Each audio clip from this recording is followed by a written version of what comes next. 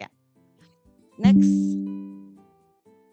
Jadi outline-nya adalah pertama reminder definisi UDGL dan posisi UDGL dalam kebijakan, kemudian aspek apa yang diatur dalam UDGL, kemudian best practice-nya UDGL dan pentingnya lokalitas dalam UDGL. Ya, gambar yang di pojok sana adalah gambar peta gitu ataupun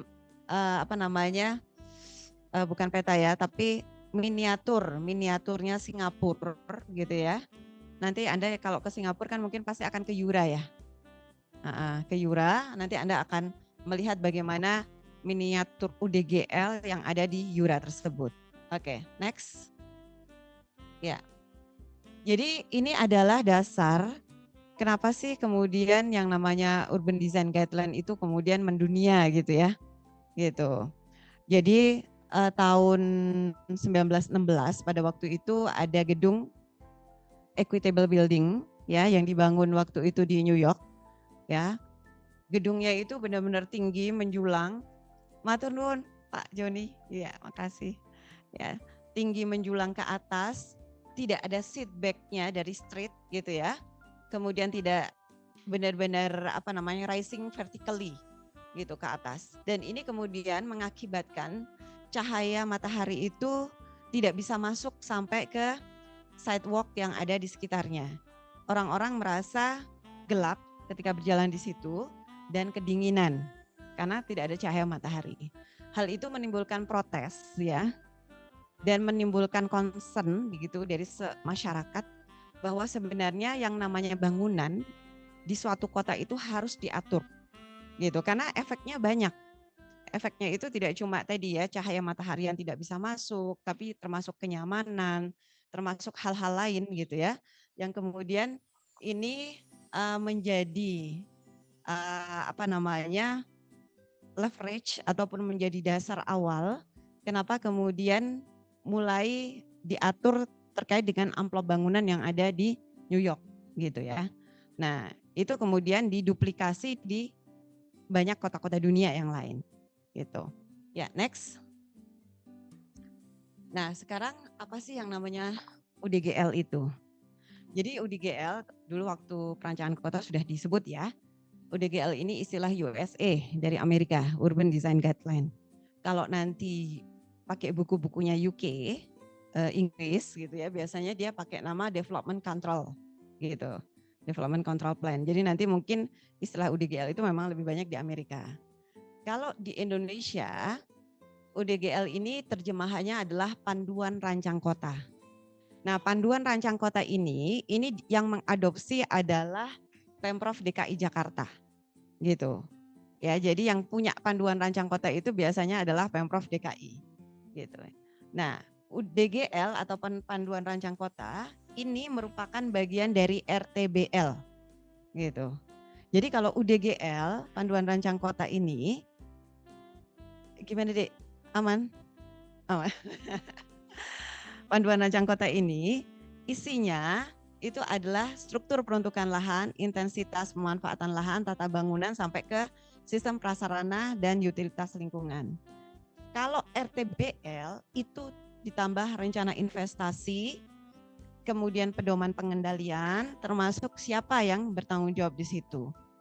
RTBL ini itu dari versi DPU ya.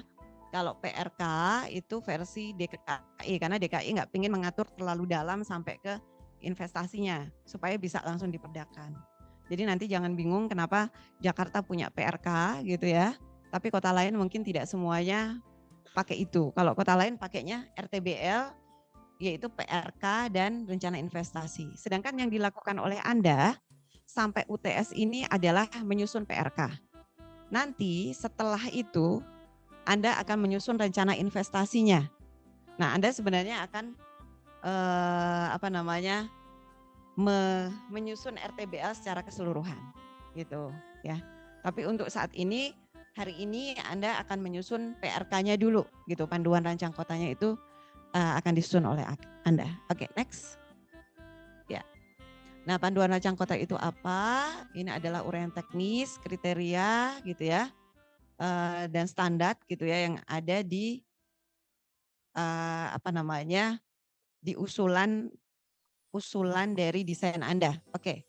Ya, ini saya kira bisa dibaca lagi oleh Anda nanti. Next. Ya.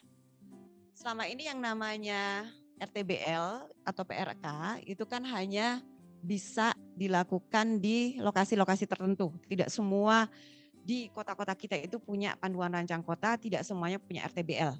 Kalau RT RW harus ya, RT RW mulai dari nasional, provinsi gitu ya, kabupaten kota itu ada.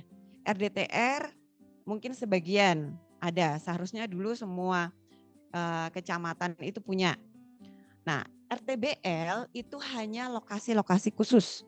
Lokasi khusus itu yang seperti apa? Lokasi yang ada konsep perbaikan kawasannya, ada penataan lingkungannya, mungkin ya ada permukiman kumuh yang kemudian mau ditata gitu, atau pengembangan kawasan kembali, misalnya peremajaan atau revitalisasi gitu ya. Kotanya tadi misalnya ada pasca bencana di Palu misalnya, ditata lagi, Aceh misalnya, ditata lagi itu harus punya RTBL. Kemudian pembangunan baru kawasan, itu kan mungkin kawasan-kawasan yang spesial gitu ya, misalnya Labuan Bajo dan sebagainya. Kemudian pelestarian kawasan, kalau di tempat kita kan mungkin ada kawasan yang kota lama misalnya. Nah, jadi tidak semuanya punya RTBL. Memang ini kan sebenarnya tidak harus ya di tempat Anda disusun RTBL, tapi ini kan latihan. Latihan ya, mungkin kan kenapa sih Cikri misalnya harus ada RTBL-nya misalnya ya. Ataupun mungkin kampung apalagi kalau kelas D apa? Pecinan. Oh, pantai gitu ya misalnya, kenapa harus. Nah, ini kan latihan untuk menyusun itu. Oke ya, jadi cakupannya adalah kawasan baru berkembang cepat, kawasan terbangun, kawasan dilestarikan, kawasan rawan bencana, atau kawasan campuran. Ya, next. Nah, kenapa RTBL itu penting ataupun UDGL itu penting atau PRK itu penting supaya bisa menjadi panduan dari semua pihak dalam menata ruang kota. Karena ruang kota itu ada ruang-ruang yang disebut dengan ini properti lainnya ya, area private dan area publik. Area private aja sudah ada dinas-dinas yang berkontribusi ataupun concern di situ tuh udah banyak ya. Misalnya ini di Jakarta ya. Jakarta itu Dinas Cipta Karya Tata Ruang itu dia udah mengatur bagaimana ketinggian bangunannya dan sebagainya, bagaimana izin pembangunannya, pajak pertambahan nilainya, sempadan dan sebagainya itu sudah concernnya banyak dinas. Apalagi yang ruang publik itu ada jalan, bina marga, ada dinas kebersihan dan sebagainya. Jadi supaya semuanya itu punya visi yang sama di situ. Terbaru yang dari DKI Jakarta, mereka mau menata bagian bawah dari ruang kota. Karena ruang kota kan sekarang terintegrasi, tidak cuma yang di atas tanah aja. Tapi yang di bawah, apakah Anda mau bikin bunker gitu misalnya, itu juga diatur oleh negara gitu ya. Karena mungkin kan ada keamanan saat ini itu menjadi concern ya. Itu juga sekarang harus mengacu pada izin yang diberikan oleh pemerintah Provinsi DKI gitu ya. Jadi ini yang namanya UDGL itu menjadi panduan semua pihak dalam menata ruang kota gitu. Oke, next. Ya, ini kedudukan PRK, nanti bisa dipelajari sendiri ya. Jadi dia itu merupakan bagian dari RTBL gitu. Next.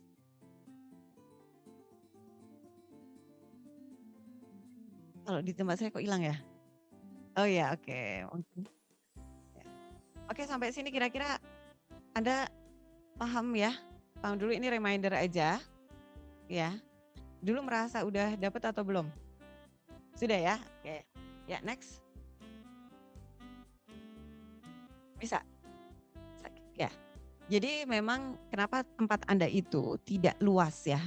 Anda kan rata-rata 20 hektar, maksimal 60 hektar. Karena memang yang namanya RTBL itu kawasan perencanaannya hanya 5 sampai 60 hektar. Tergantung dia letaknya ada di pusat kota atau di daerah pedesaan. Kalau pedesaan dia bisa sampai 60 hektar, kalau pusat kota 5 hektar pun sebenarnya cukup. Gitu, karena kan mungkin hanya pusat-pusat tertentu saja yang akan diatur gitu loh titiknya gitu. Ya, oke, next. Ya, ini tadi yang diatur apa saja, ada pemanfaatan ruang, intensitas dan sebagainya ya. Oke, next.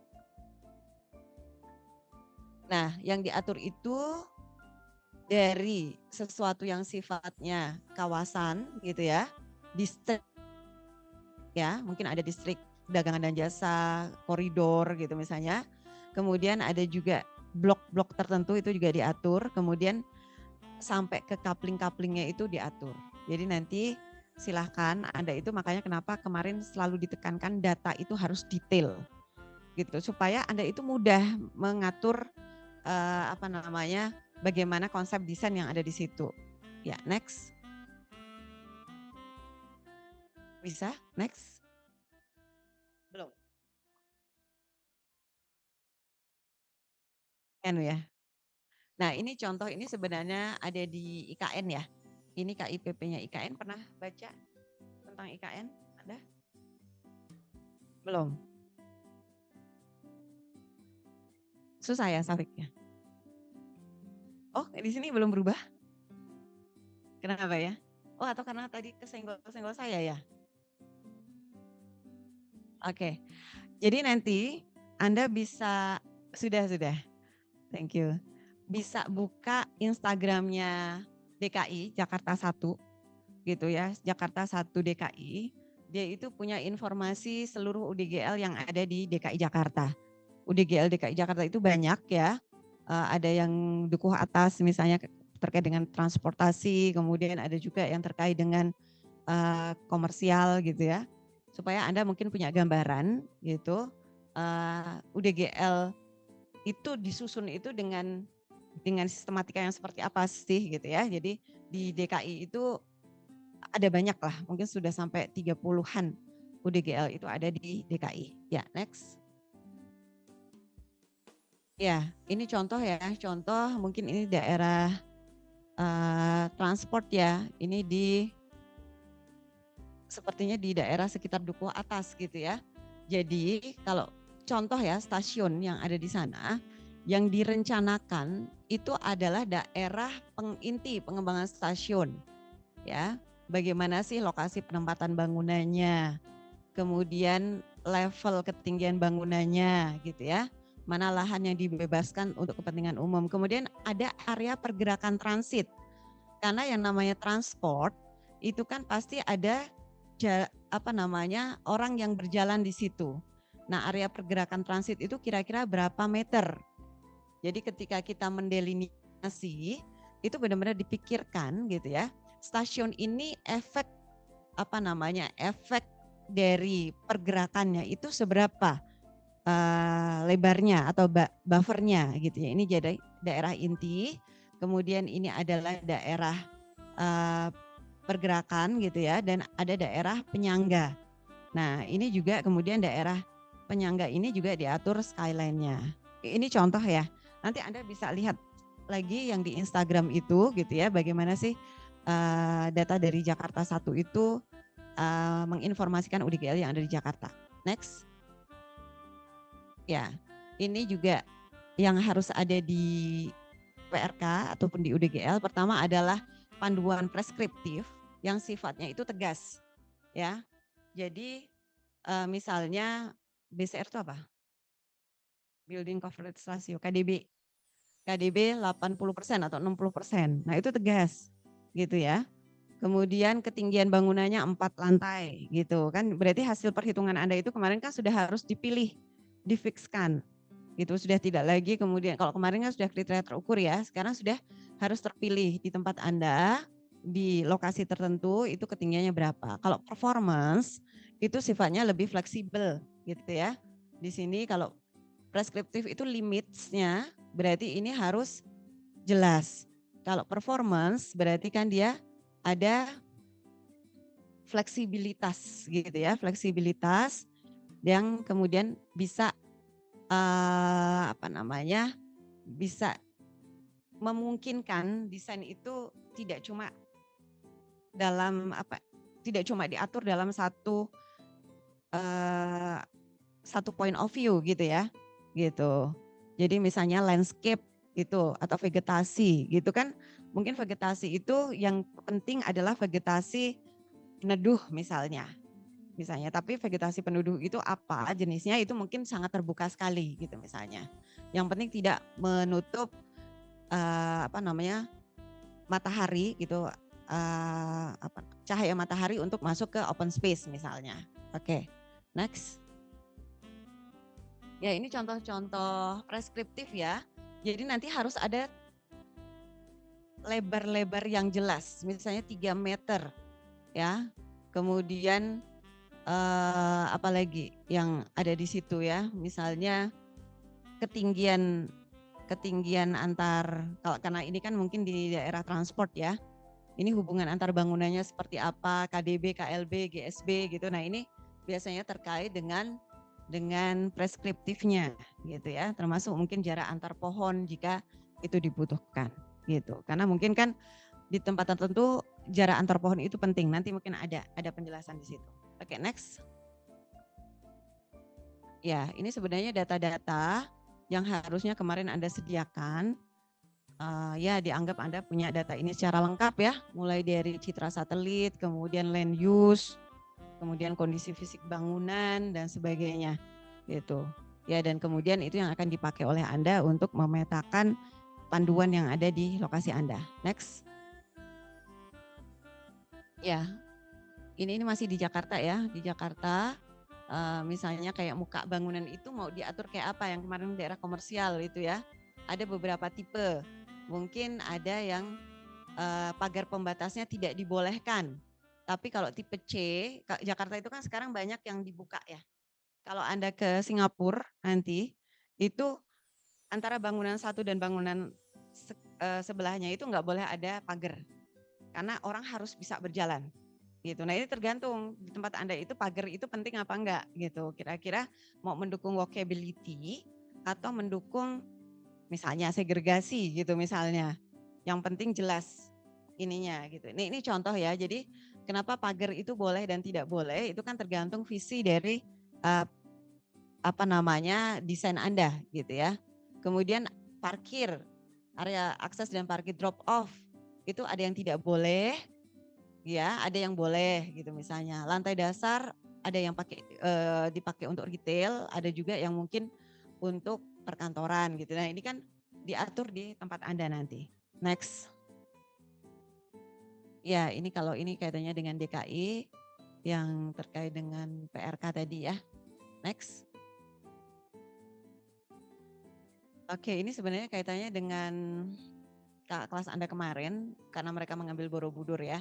Jadi ini konteks lokal ya, konteks lokal yang juga harus diperhatikan. Sebenarnya konteks lokal ini kan supaya membedakan bahwa konsep desain di kawasan Anda itu sangat spesifik gitu ya, dan sangat khas dengan masing-masing lokasi. Jadi pecinan yang ada di Tegal atau pelabuhan yang ada di Tegal pasti punya lokalitas yang beda dengan yang ada di misalnya jalan Kampung Cikrik ataupun Celeret gitu ya, karena kan beda.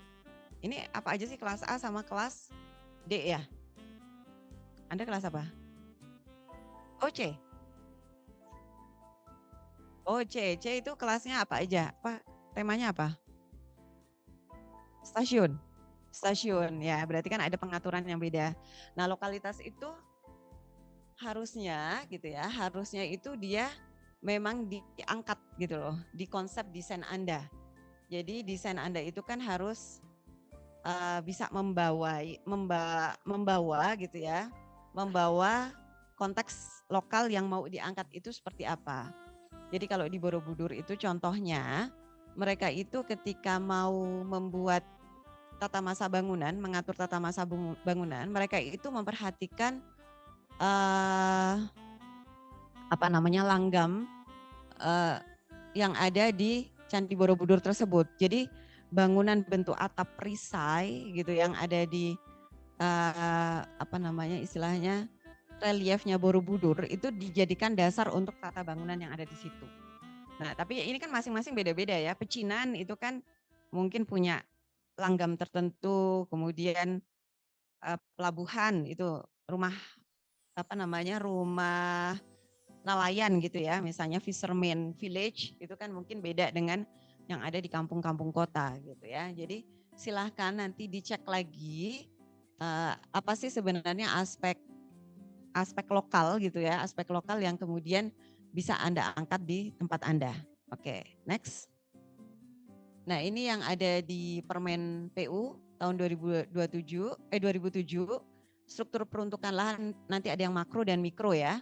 Jadi lahan mikro itu misalnya lantai dasarnya mau dipakai apa, basementnya apa, gitu. Itu nanti harus dijelaskan di tempat Anda.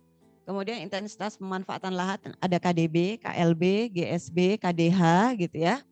Itu kalau KDB itu kan berarti maksimal, KLB maksimal, KDH minimal gitu kan. Paham ya? Gitu ya. Jadi kalau ruang hijau itu kan minimalnya 30% gitu misalnya. Kalau KDB maksimalnya 80% misalnya. Terus mungkin di sini Anda akan punya sistem insentif disinsentif. Karena misalnya Anda punya kawasan konservasi. Anda pernah dengar TDR, Transfer Development Right. Oke, nanti mungkin kita ini ya. Kenapa dia kemudian bisa dapat insentif boleh lebih tinggi? Ya. Jadi seharusnya di situ maksimal 4 lantai.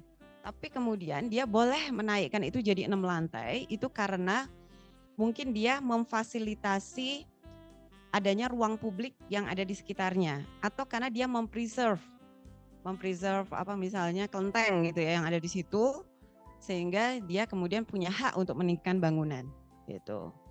Ya ini namanya TDR dan mungkin kaitannya dengan sistem insentif disinsentif.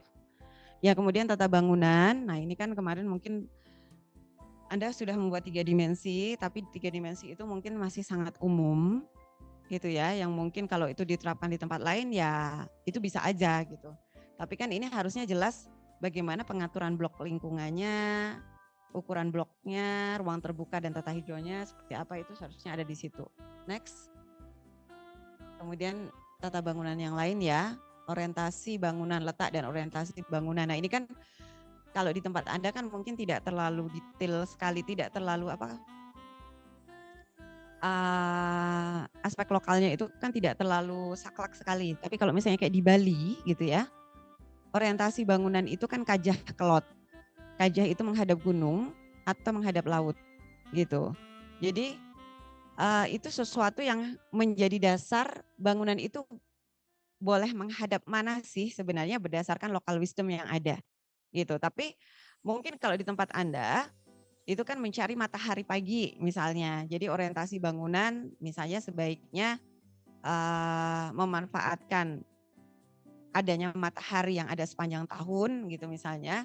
Jadi orientasinya misalnya apakah ke utara selatan sama dengan di Bali gitu ya, menghindari matahari sore gitu misalnya, kan lebih ke analisis itu ya kalau punya Anda gitu ya.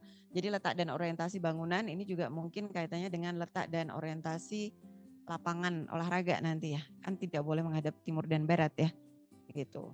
Ya, ya jadi nanti coba Anda kan harus mengelompokkan, kemudian memberikan rekomendasi orientasi bangunan itu sebaiknya menghadap kemana, gitu. Ya. Oke. Kemudian yang lain ada sistem sirkulasi dan jalur penghubung. Jadi ini tidak cuma vehicle karena kan Anda ini harus berpikir ke depan gitu ya. Bahwa ke depan gitu ya, kita kan harus efisiensi energi. Apalagi sekarang ada perang Timur Tengah ya. Itu kan sudah mulai ada tanda-tanda mungkin ke depan itu kita siap-siap energi itu harus berganti gitu. Mungkin suatu ketika kita akan kembali ke wah suara saya kayaknya udah membuat Nina bubuk tapi oke lah gitu ya. Ke walkability gitu ya. Karena kan memang moda tertua di dunia itu jalan kaki ya. Gitu. Jadi sebenarnya nggak masalah sih gitu ya sepanjang itu bisa didukung oleh desain yang support ya di situ gitu. Tapi intinya nanti pergerakan sirkulasi itu tidak cuma mobil, tapi juga kendaraan umum, kendaraan pribadi mungkin kendaraan umum informal, kalau misalnya ada beca dan sebagainya. Kalau di Jogja kan ada apa? Yang kuda itu apa? Delman gitu ya, misalnya seperti itu. Kemudian ada bicycle misalnya, ya, dan sistem yang lain, sistem parkir, ya. Oke, jadi ini nanti semuanya diatur oleh Anda. Next. Ya, ya pejalan kaki sepeda tadi ya sudah ya. RTH juga ada RTH. Sekarang RTH namanya RTH hijau dan biru ya. Jadi sebaiknya nanti juga kalau memang ada kolam-kolam apa namanya fonten itu juga bisa direncanakan di sini. Gitu ya, sistem pepohonan dan tata hijau itu juga kira-kira itu tanamannya apa yang mau dipilih gitu. Kalau di Singapura nanti kalau Anda ke Jura, Anda akan melihat bagaimana lebar dari kanopi tanaman itu sangat diperhatikan sekali. Karena shading in the city itu penting buat mereka. Karena mereka itu kan merasa kita berada di daerah tropis yang matahari sepanjang tahun, jadi orang itu pasti akan kepanasan ketika siang hari. Nah, bagaimana orang tetap bisa beraktivitas di siang hari gitu ya, ketika berada di tempat yang panas itu, ya dia harus didukung oleh shading oleh tanaman-tanaman tersebut. Gitu. Oke, kemudian nanti tata kualitas lingkungan, bagaimana sistem tata informasi. Tata informasi itu tidak cuma sekedar dilarang parkir, dilarang stop, tapi termasuk tempat-tempat untuk bahaya kebakaran. Bahaya apa namanya? Bahaya bencana, evacuation rute gitu ya. Itu kemudian Anda kalau misalnya memang walkability gitu ya, orang dipaksa ataupun diarahkan untuk berjalan di situ, tentu signage yang dipilih itu adalah signage yang berdasar human skill, bukan signage yang gede-gede. Signage yang gede-gede itu kan hanya untuk kendaraan yang jauh, jarak jauh. Misalnya Anda turun dari Siranda, kemudian mau ke Simpang 5, mungkin signage-nya gede-gede ya, karena Anda naik mobil. Tapi kalau jalan kaki, itu kan harus signage yang mata itu bisa langsung melihat gitu. Jadi signage-nya mungkin menempel di dinding-dinding tembok apa bangunan gitu ya. Misalnya kalau nggak salah kemarin apa yang ada apa kemarin toko parfum gitu ya, kemarin toko parfum. Nah itu kira-kira toko parfumnya itu signage-nya seperti apa yang tepat karena orang jalan gitu ya di situ. Oke, ya yang lain nanti street furniture, perabot jalan, pedestrian, tata hijau dan sebagainya itu dipastikan ya, dipastikan itu ada. Next. Ya, sistem prasarana dan sarana ini apakah Anda mau di underground ya seperti kota lama sekarang sudah mulai underground. Jakarta secara umum pusat-pusat kotanya underground, atau Anda masih akan ada kabel-kabel di atas gitu ya. Coba dicek lagi karena kabel-kabel di atas itu mungkin selain merusak visualisasi kota, itu juga mungkin kan berbahaya juga ya untuk ketika nanti ada pohon tumbang lah, ada apa gitu ya. Ya nanti dipastikan lagi kira-kira Anda memilih yang mana gitu ya untuk jaringan listriknya misalnya contohnya. Dan yang lain-lain nanti bisa dipastikan gitu sampahnya itu mau seperti apa, pengamanan kebakarannya seperti apa. Kemarin udah tahu ya bagaimana memutus api jika ada kebakaran itu. Selain bangunannya kalau di Jepang harus bisa dilepas. Atau mungkin bukan kelas Anda ya atau adik kelasnya. Jadi kalau misalnya ada api, itu kan dia diputus dengan adanya sungai atau ruang terbuka hijau gitu. Jadi bangunan itu tidak deret sistemnya. Kalaupun ada deret, dia harus ada berapa meter itu harus berhenti ada ruang terbuka hijau supaya tidak langsung menyebar gitu. Kalau memang ada bahaya kebakaran di situ. Next. Ya. Ya, ini contoh kalau di Jakarta ya. Ya, oke, next aja dulu. Nah, ini contoh terkait dengan penataan yang ada di daerah Dukuh Atas, bahwa tadinya ini adalah jembatan tadi yang ada di bawah itu ya, itu dipakai oleh Gojek-Gojek untuk parkir di situ. Nah, bagaimana cara supaya Gojek itu tidak lagi parkir di situ, orang kemudian apa ya, mungkin kan kumpul di situ, tapi ini memang untuk jalur pejalan kaki. Makanya itu diatur di RTBL-nya bahwa kawasan ini adalah kawasan yang khusus untuk pejalan kaki. Tidak boleh lagi ada kendaraan bermotor lewat di situ, kanan kirinya dikasih mural gitu ya, lampunya juga dikuatkan supaya keamanannya itu bisa terjamin gitu ya. Nah ini contoh aja. Nah di tempat Anda nanti kira-kira tempat-tempat yang mungkin apa ya, menurut hasil kelompok Anda itu cukup mungkin tidak terpelihara dan sebagainya, kira-kira mau Anda tingkatkan menjadi fungsi yang seperti apa. Ya next. Nah ini contoh RTB, ini banyak ya kalau di Jakarta itu RTBL-nya ataupun PRK-nya, ini kawasan berorientasi transit Bundaran HI ya. Tahu ya Bundaran HI, ini dibangun ketika masa Orde Lama. Waktu itu Pak Karno menginginkan bahwa Indonesia harus punya wajah gitu ya, punya wajah yang ramah menyambut tamu-tamu yang datang ke Jakarta. Makanya ada bundaran apa ini namanya? HI itu ada Tugu Selamat Datang. Ya. Nah, tapi kemudian sekarang itu akan dikuatkan poros monumentalnya itu. Gitu. Nah, gimana caranya gitu ya? Next. Nah, jadi dia mengatur dengan cara banyak strategi ya. Jadi ini bundaran HI-nya, Tengaran ini dikuatkan ya. Ya, jadi dia harus menjadi satu kesatuan ruang yang utuh dengan sekitarnya. Kemudian bangunan-bangunan yang ada di sini itu adalah bangunan yang paling tinggi gitu ya. Gitu. Kemudian dia ada urban redevelopment di beberapa tempat tertentu. Dia juga bikin pocket park. Kemudian dia bikin strip komersial jasa di titik yang lain. Kemudian ada area-area transisi. Nah ini nanti silahkan Anda bisa cek dulu di apa namanya di websitenya Jakarta 1 ya, supaya nanti Anda ada gambaran gimana sih caranya gitu. Jadi kan ini tidak semua bangunan itu sama tingginya, skyline-nya kan kemudian terlihat ya. Yang paling tinggi adalah yang di bagian tengah ya, sedangkan yang di daerah kampung-kampung kan tetap di apa namanya tetap dipertahankan gitu ya gitu. Kalau ini karena ini Menteng ya, Menteng ini kan istilahnya kayak tempat kita itu Candi Baru, itu adalah kawasan yang dirancang oleh Belanda gitu ya, kawasan Garden City ya. Jadi kan dia harus dipertahankan gitu. Ya, jadi ini contoh yang di apa Jakarta ya, HI. Next. Ya, kalau ini kemudian nanti ke lahannya, konsep pengelolaannya gimana? Ini ada konsolidasi lahan, tapi kan di tempat Anda mungkin tidak seheboh ini ya, tidak seperti yang ada di Jakarta.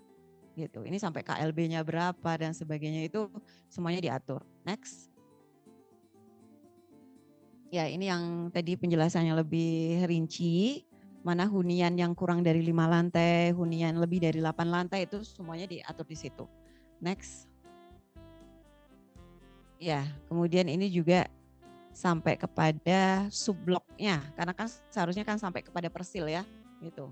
Ya, next. Ya, nanti kalau RTBL itu pasti Anda akan menemukan hal yang seperti ini, tipe bangunannya apa, ketinggiannya berapa, KLB-nya berapa, kemudian KDB-nya berapa. Itu biasanya nanti di SK-SK sejak zaman Jokowi itu tuh sudah jelas di peta ini itu ketinggiannya berapa, kemudian KDB-nya berapa itu udah diatur di situ. Gitu. Ini contoh ya, mungkin tidak mudah juga sih mendapatkan laporan UDGL ini. Oke, next. Ya, ini yang lain-lain bagaimana panduan peralihan ruang pejalan kaki publik ke ruang privat. Karena kalau di Jakarta kan ada tempat-tempat tertentu yang tidak boleh ada pagernya. Nah, bagaimana supaya kita memahami bahwa kita sudah memasuki ruang private gitu. Karena tidak ada pagar itu kan kemudian kadang orang masuk gitu ya, tetap masuk. Karena ini kan tetap membuka peluang supaya orang bisa berinteraksi dimanapun. Nah, caranya harus ada perbedaan warna, perbedaan pola dan warna material, atau perbedaan level ketinggian supaya tahu bahwa ini adalah daerah publik dan ini adalah daerah private gitu. Kemudian ada bollard gitu ya. Kalau di Kota Lama banyak nih bollard ya. Atau mungkin ada pagar otomatis gitu, ketika jam-jam tertentu dia dinaikkan. Nah ini contoh pengaturan supaya orang tetap paham bahwa ini adalah private, ini adalah public. Walaupun kita tetap boleh masuk ke situ. Ya, next. Ya, ini kalau misalnya di tempat ada Gojek, ada transportasi daring ya, itu diaturnya gimana? Karena kan sekarang sudah harus memfasilitasi hal-hal ini. Ya, next. Oke, ini nanti lebih kepada ketinggian. Next. Nanti bisa nah ini yang lain kalau di daerah Jakarta, di Kota Tua ya, Kota Tua Jakarta, kawasan cagar budaya, karena mau dikembangkan jadi kawasan wisata, bisnis perdagangan. Next. Nah ini ada, kalau di sana yang mungkin cukup ini adalah ada insentif dan disinsentif gitu. Karena di sana kan mungkin banyak bangunan kuno ya, jadi dia menjaga bangunan kuno tersebut, dia akan mendapatkan insentif tambahan. Jadi dia boleh nambah beberapa tingkat di atasnya. Jadi bonus tambahan lantai gitu, karena beberapa hal, karena menjaga bangunan itu atau karena dia memfasilitasi ruang publik transit ya, transisi antara MRT dan ruangannya dan ruang private-nya dia gitu. Jadi kan ketika orang membebaskan lahan miliknya gitu ya untuk digunakan untuk milik publik, itu kemudian pemerintah akan memberikan insentif, dia boleh meninggikan di lantai-lantai yang di atas standar yang seharusnya gitu ya. Seharusnya misalnya 10 lantai, kemudian boleh nambah 2 lantai lagi, 3 lantai lagi gitu. Nah itu namanya insentif gitu. Oke, next. Ya jadi nanti ini adalah pengetahuan-pengetahuan tambahan saja supaya Anda tidak melakukan bisnis as usual gitu.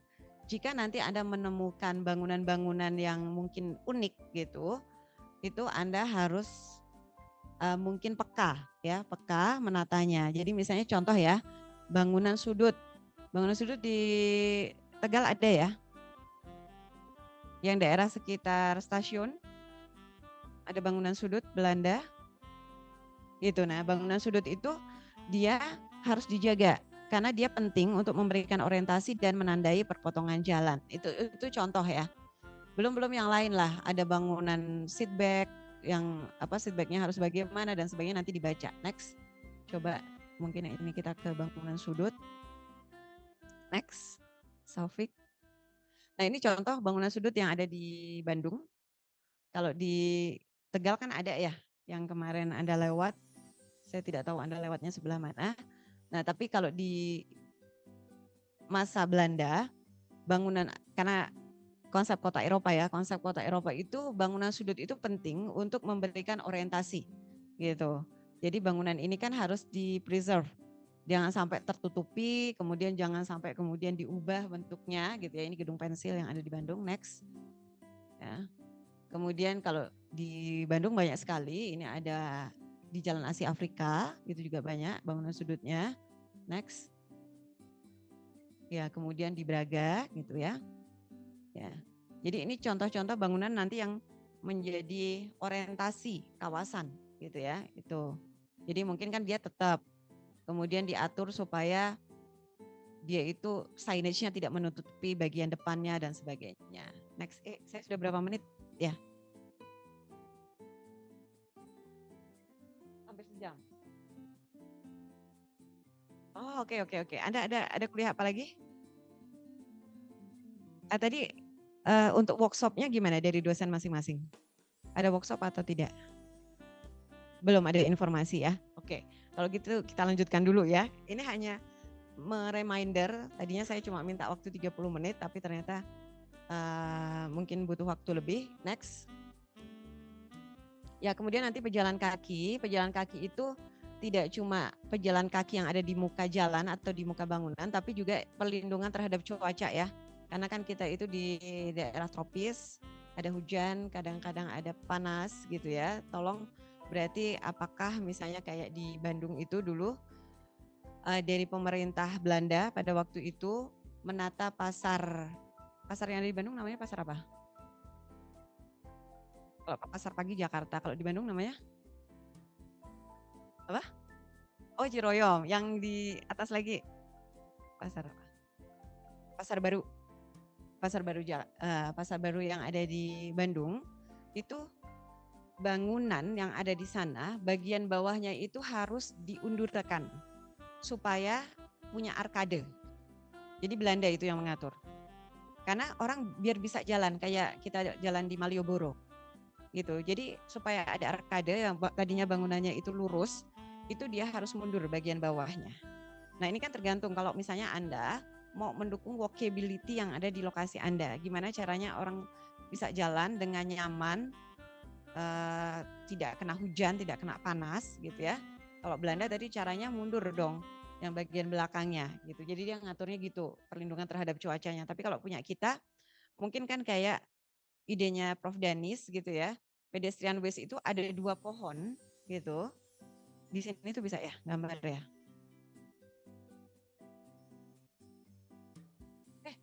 Bukan ya? Gimana caranya? Oh, ini ya. Ya, oke. Misalnya. Oh. Pen ya, berarti ya, misalnya. Nah, pohon ini nanti saling bertemu jadi kanopi, jadi orang berjalan di sini. Gitu. Nah, itu perlindungan terhadap cuaca contohnya. Jadi kan punya Anda kan tahu kemarin ketika ke Tegal itu kira-kira lebih panas atau sama aja dengan Semarang. Kalau Anda jalan aja dari kos-kosan Anda ke kampus aja kan pasti punya masalah terkait dengan panasnya Semarang gitu ya. Nah, kira-kira kalau Anda mau membuat orang walkable itu gimana caranya kalau tidak punya arcade bangunan-bangunan yang ada di situ. Nah, mungkin ada pohon-pohon yang kalau di Sudirman Tamrin dibuat seperti ini supaya orang bisa jalan di situ gitu. Nah, kemudian juga untuk disability gitu ya. Itu bagaimana ketika ada perbedaan ketinggian lantai gitu ya, kemudian ada ramp di situ supaya orang bisa naik turun, kemudian ada railing gitu untuk orang tua gitu ya. Oke, next. Ya, ini nanti contoh-contoh saja sidewalk standar itu seperti ada apa, mungkin ada daerah street furniture, ada daerah perlintasan, ada daerah perluasan dari toko-toko yang ada di situ dan ada bicycle track. Ya, next. Ya, ini kemudian kalau nanti ada daerah-daerah penyeberangan itu kan harusnya diatur. Kemarin kan mungkin di tempat Anda ada yang dekat dengan rel kereta api dan itu juga belum diatur. Coba dipastikan lagi supaya desain Anda itu bisa mewadahi semua kebutuhan yang ada di situ. Next. Ya, ini ada contoh-contoh yang lain. Ya, ini kan tadi seperti yang disampaikan oleh Bu Santi Paula, Anda itu sebenarnya bisa ideal merumuskan desain yang mungkin menurut Anda itu ini yang baik gitu ya, yang ideal gitu. Jadi jangan takut kalau menurut saya untuk punya ide-ide yang solutif gitu ya terkait dengan lokasi Anda gitu. Ya, jadi ini kan ada estetiknya, ada inklusifnya, tapi juga pro terhadap bicycle dan pedestrian itu. Next. Ya, ini contoh-contoh yang lain ya. Nanti silahkan Anda yang paling tahu yang cocok di tempat Anda itu tipe-tipenya seperti apa gitu ya untuk tempat pembuangan sampahnya, kemudian lampunya dan sebagainya kan tidak semuanya sama. Mungkin di pecinan itu ada langgam yang berbeda dengan di tempat yang lain gitu. Next. Nah, ini tadi yang disebut dengan TDR ya. Contoh TDR. Ini nih biasanya share di kuliah apa ya. Tapi intinya di Amerika ini Amerika ya, New York. Ini New York aja. New York itu punya 551 privately owned public space. Apa itu? Ruang publik yang dimiliki oleh swasta. Jadi ruang publik yang dimiliki oleh swasta itu apa sih? Bangunan-bangunan tinggi, bagian bawahnya itu adalah dialokasikan untuk ruang publik. Tapi bangunan itu tuh miliknya swasta. Nah, Anda pernah lihat film Macaulay Culkin yang di New York, Lost in New York, apa sih namanya? Home Alone, Home Alone 2, pernah tahu ya? Dia di New York. Nah, dia itu kan kadang-kadang masuk ke bangunan dan sebagainya. Itu sebenarnya bangunan yang dia waktu itu ketemu Trump pada waktu itu dan sebagainya. Itu bangunan yang dia masuki itu adalah public space yang dimiliki oleh swasta, yang dimiliki oleh pemilik bangunan itu, namanya POPS, Privately Owned Public Space. Nah, kenapa pemerintah bekerja sama dengan swasta untuk menyediakan public space? Karena mereka negara 4 musim. Nggak kayak kita ya, kita kan cuma dua musim gitu ya. Kalau mereka negara 4 musim, mereka ada musim dingin, yang orang itu kan butuh tempat yang aman di ruang publik. Makanya yang cocok adalah gedung-gedung, di gedung-gedung. Tapi gedung itu kemudian dapat insentif dari pemerintah karena menyediakan ruang publik di lantai bawah. Jadi privately owned public space itu bukan berarti kemudian ya kerjasama biasa, tapi kemudian pemerintah itu menyediakan ataupun memberikan insentif dengan Anda boleh loh menambahkan tadi hak yang ada di bawah ini kan tidak dipakai oleh dia. Nah, dia bisa memindah itu ke lantai atas. Gitu. Nah, kalau masa-masa dulu penelitian itu yang namanya ruang yang lebih tinggi ataupun kalau di hotel itu kalau dia dapat lantai yang lebih tinggi itu biasanya lantai yang lebih mahal karena dia bisa melihat view kota gitu misalnya. Nah itu kan yang diharapkan gitu ya oleh pengusaha gitu. Ya ini tahun 2000 berapa? 7 apa 2006 aja sudah ada 551 privately owned public space yang ada di New York gitu ya. Jadi Anda masuk itu Anda bisa berinteraksi di situ, bisa makan siang, bisa duduk-duduk gitu ya, bisa menghangatkan diri ketika salju dan sebagainya. Dan ini tidak cuma di New York, ada di London dan sebagainya. Tapi kemudian hak ruang yang bawah itu ditransfer. Makanya namanya TDR, ditransfer di ketinggian yang lain. Gitu, dan transfer itu tidak cuma satu lantai, kemudian bisa tambah 2 lantai atau 3 lantai tergantung kebijakan dari pemerintah yang ada. Jadi TDR ini tidak cuma dari penyediaan ini contoh ya public space, tapi juga jika dia mempreserve bangunan penting yang ada di situ. Mempreserve itu misalnya di sini ada kelenteng, bangunan yang ada di sekitarnya itu mendukung yang ada di situ supaya dia tidak tidak berubah fungsi gitu. Nah, dia bangunan sekitarnya itu juga kan ini seharusnya bangunannya sama tingginya 10 lantai. Nah, ini kemudian bisa dipakai oleh bangunan sekitarnya untuk meninggikan bangunan yang ada di situ. Coba dicek di tempat Anda, apakah Anda di tempat Anda itu bisa mengoptimalkan ketinggian bangunan yang lain gitu ya. Karena tadi ada penyediaan terhadap ruang publik atau ada preserve terhadap bangunan bersejarah. Atau sebenarnya ada juga jika Anda mempreserve misalnya di sini ada danau, di sini ada ekosistem khusus, itu juga bisa ditransfer hak tersebut karena sebenarnya kan dia bisa dikembangkan ya. Itu di bangunan-bangunan yang memang direncanakan. Sampai sini paham nggak? Jadi Anda itu UDGL itu harusnya ketinggian yang diusulkan oleh Anda itu tidak cuma berdasarkan dari kriteria terukur. Anda bisa mengusulkan ketinggian lain berdasarkan TDR. Itu loh intinya. Jadi Anda itu kalau kriteria terukur kan oke, itu memang sudah dilakukan oleh Anda. Tapi kemudian Anda melihat peluang yang lain. Ini tuh boleh loh sebenarnya lebih dari 10 lantai karena bangunan yang ada di situ tuh sangat mendukung gitu ya, mendukung aktivitas masyarakat yang ada di situ gitu. Jadi dia boleh dinaikkan, dioptimalkan gitu. Ya. Jadi itu nanti kalau misalnya Anda bekerja di konsultan ataupun konsultan yang ada di Jakarta, PSUD ya, Pusat Studi Urban Design biasanya yang dia dipakai oleh pemerintah DKI Jakarta gitu ya untuk merencanakan ketinggian-ketinggian bangunan yang ada di DKI gitu ya. Ya. Semoga ini paham ya yang ini ya. Oke, next. Ya, ini prinsip TDR itu adalah ada sending area kemudian dipindah ke tempat yang lain gitu, receiving area gitu. Ya, jadi misalnya contohnya preserve important lands. ya, tempat-tempat penting, kemudian dikompensasi, ya, kemudian Anda dapat kompensasi dengan peninggian bangunan. Mungkin misalnya kayak natural habitat gitu ya, Anda kalau di mana? Ya, saya tidak tahu kalau di tempat Anda itu kira-kira ada tempat-tempat yang penting seperti itu atau tidak. Ya, next. Nah, ini contohnya ya. Kalau mempreserve ini, itu dia bisa dapat tambahan ketinggian gitu. Next, Saufik, ya maaf ya. Oke, ini masih penjelasan yang tadi ya.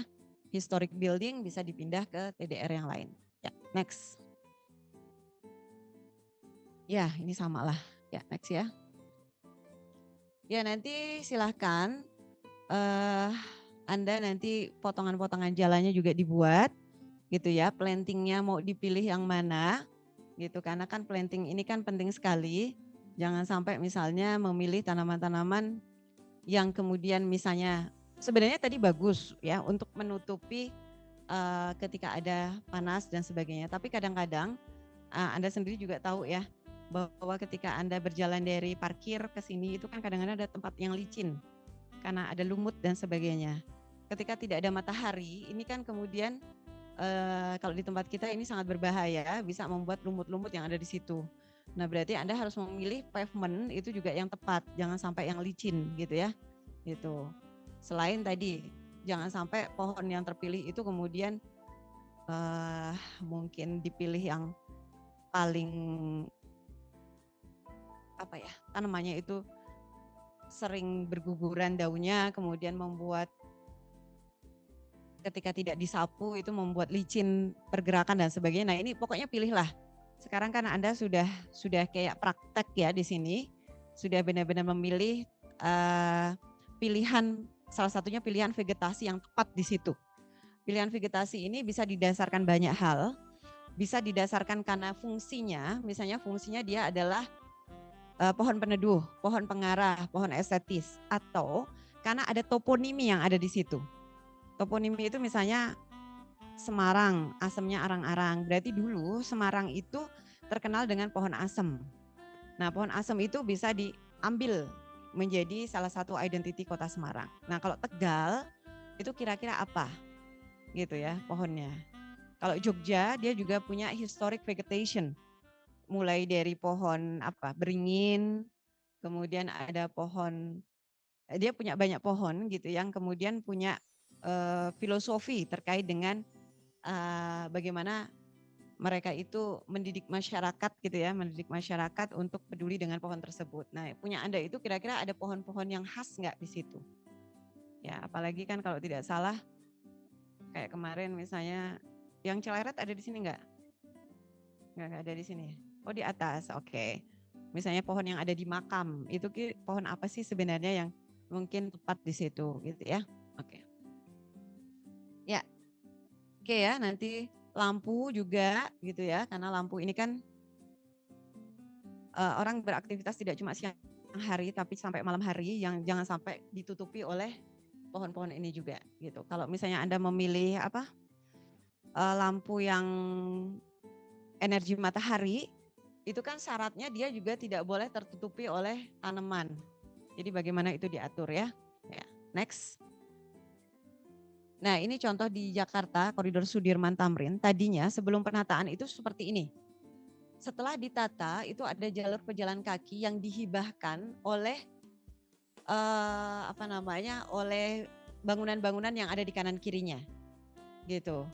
Jadi, ini kan tadinya sudah milik jalan ya, artinya ini itu jalannya cuma sempit gitu ya, tapi kemudian ada kesepakatan antara pemerintah dengan pengelola ataupun pemilik bangunan yang ada di kanan kiri untuk ikut memberikan kontribusi terkait jalur pejalan kaki ya, dan mereka mendapatkan hak-hak yang lain dari pemerintah gitu ya. Jadi silahkan Anda nanti bisa mengusulkan konsep-konsep yang ideal gitu ya di lokasi masing-masing. Ya, next. Oke lah, nanti banyak RTBL yang lain, Cikini misalnya, next. Nah, ini yang ada di Amerika gitu ya. Pernah dengar bahaya kebakaran hutan yang ada di Amerika beberapa tahun yang lalu mungkin. Waktu itu kawasan elit yang ada di Amerika kan kebakar. Kawasan apa namanya? Anda sering mendengarkan berita nggak? Banyak artis-artis pada waktu itu dia harus pindah ke tempat lain gitu ya. Karena memang di Amerika ini kan luar biasa. Ketika musim, kalau di kita kemarau gitu ya, berarti di sana musim panas gitu. Kemudian pohon kan jadi kering dan sebagainya. Kemudian ketika ada angin itu langsung bisa membawa potensi kebakaran dari hutan-hutan yang ada di sana, hutan-hutan yang kering untuk masuk ke permukiman. Nah, mereka, UDGL mereka itu sampai mengatur jarak antar pohon. Karena ketika pohon satu kena, itu jangan sampai kena ke pohon yang lain, apalagi sampai ke atap rumah. Jadi mereka itu benar-benar mengatur ketika ada tempat sampah itu harus diletakkan di sini. Yang jaraknya dia cukup aman ketika ada api, itu orang masih bisa menyiapkan diri dulu gitu ya. Jangan sampai terlalu dekat dengan mobil gitu misalnya. Jadi mereka itu sampai ngaturnya, UDGL mereka itu sampai sedetil ini. Jadi mereka membuat yang namanya defensible space dari bahaya kebakaran hutan gitu ya. Karena angin di tempat mereka kan kecepatannya luar biasa sekali gitu ya. Jadi ketika ada angin itu jangan sampai kemudian dia langsung kena rumah gitu. Nah ini kan sebenarnya contoh ya, contoh bagaimana mereka menjadikan yang namanya design guideline itu sebagai cara untuk mengantisipasi dari bencana yang ada gitu ya. Oke, next. Ini masih yang kemarin ya, aspek lokal. Nanti silakan kalau di tempat Anda, karena kan aspek lokal yang di tempat Anda kan mungkin sangat unik gitu ya. Yang namanya Tegal itu bukan kota yang baru saja ada. Tegal itu ada sejak zaman Belanda gitu. Pasti apalagi yang pecinan, kemudian pelabuhan itu kan mungkin lebih tua lagi. Lebih tua lagi. Sebenarnya hal-hal itu yang harusnya bisa diangkat di tempat Anda gitu. Apalagi Tegal ini kan pernah terkenal sebagai kota bahari gitu. Nah sekarang mau diimplementasikan kayak apa tuh sebagai kota bahari. Kemudian terkenal sebagai kota apa lagi selain kota bahari? Apalagi yang kemarin Anda dapat ketika jalan-jalan di sana? Oke lah. The Growth Postweg lewat di tempat Anda atau tidak? Jalan Raya Pos. Kan tadi ada kantor pos ya. Kantor pos dekatnya stasiun biasanya. Gitu. Enggak. Oke, karena kan itu dangerous ya. Nah, coba dicek lagi.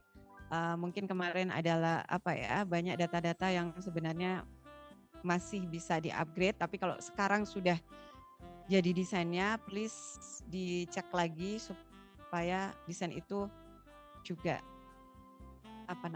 nanti dari pemerintah setempat itu bisa menerima itu dengan baik karena Anda bisa memaparkan itu dengan rasional yang baik gitu. Oke, sampai sini ada yang mau didiskusikan? Sudah? Ya tadi belum makan pagi dan sekarang sudah 12 makan siang gitu ya. Ya, saya kira cukup ya kalau memang Anda mau ada workshop dengan dosen pembimbing silakan nanti bisa didiskusikan waktunya.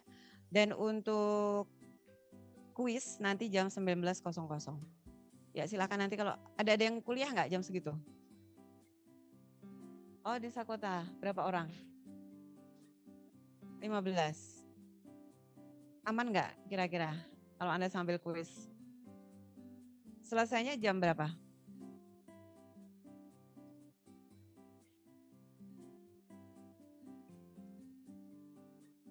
Oke nanti coba koordinasi sama Mbak Fira ya, biar bisa digeser ke jam berapa gitu. Gitu. Kalau misalnya